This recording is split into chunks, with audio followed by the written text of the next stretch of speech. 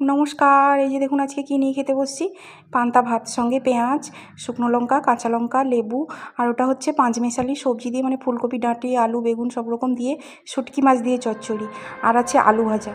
আর এই দিয়ে আজকে আমি পান্তা ভাত খাবো। আর সঙ্গে একটু মুড়িও নিয়েছি, মুড়িটাও মিশিয়ে নেব। এই গরমের সময় কারা কারা পান্তা ভাত খেতে ভালোবাসো একটু কমেন্ট করে জানিও তো। এই যে মুড়ি নিয়েছি, মুড়িটাও মিশিয়ে নেব। মুড়ি দিয়ে পান্তা ভাত খেতে কিন্তু দারুণ লাগে আমার। সবাই এটা খায় না, কিন্তু আমি খাই, বেশি পছন্দ করি। তো ভালো করে সবটা একসঙ্গে মাখিয়ে নেব, তারপর খেতে শুরু করব। একটু ঝাল ঝাল না হলে খেতে ভালো লাগে না। আর এই শুটকি মাছের চচ্চড়িটা উফ দারুণ হয়েছে। এত লঙ্কা দিয়েছি এতে, এত লঙ্কা, মানে কি বলবো, একটু ঝাল ঝাল হলে তো ভালোই লাগে। আর শুটকি মাছগুলোকে ছোটো ছোটো করে কেটে দিয়েছি।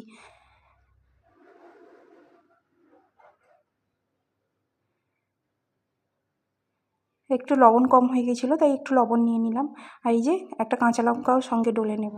তারপর দেখবেন মুখটা কেমন জ্বলতে থাকবে, আর টেস্টও লাগবে খেতে।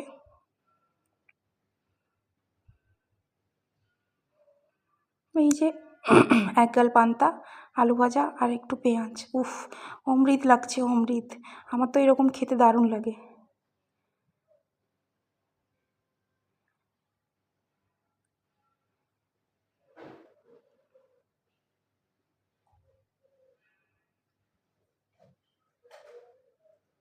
ভিডিওটা ভালো লাগলে অবশ্যই দেখতে থাকবেন, আর অবশ্যই কমেন্ট করে জানাবেন কেমন লাগলো।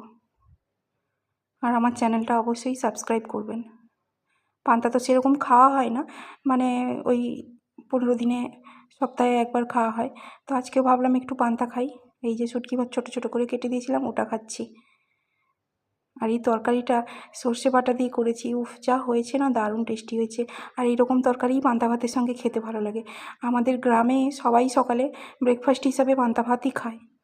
বেশিরভাগ গ্রামের মানুষেরাই পান্তা ভাত খায়। আর এখনকার সবাই তো স্বাস্থ্য সচেতন হয়ে গেছে, তাই পান্তা ভাত কেউ খেতেই চায় না। ব্রেকফাস্টে ওটস, চিলা এইসব খায়, কিন্তু আমার মতে পান্তা ভাতটাই সেরা খাবার। আর এতে আয়রনের পরিমাণও অনেকটাই থাকে, তাই সবারই পান্তা ভাত খাওয়া উচিত।